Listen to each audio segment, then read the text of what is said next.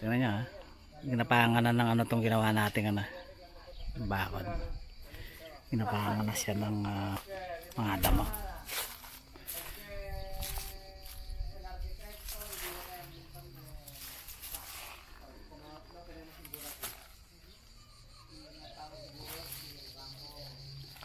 Eto palagay kayo ititira namin to.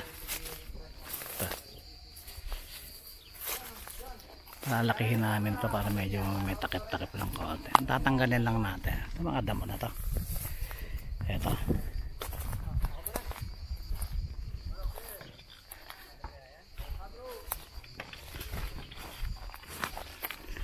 naglagay kami ng support temporary dahil nga nung nakaraang mga mahangin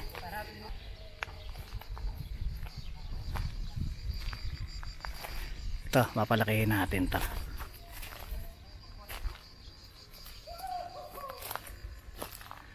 Yan.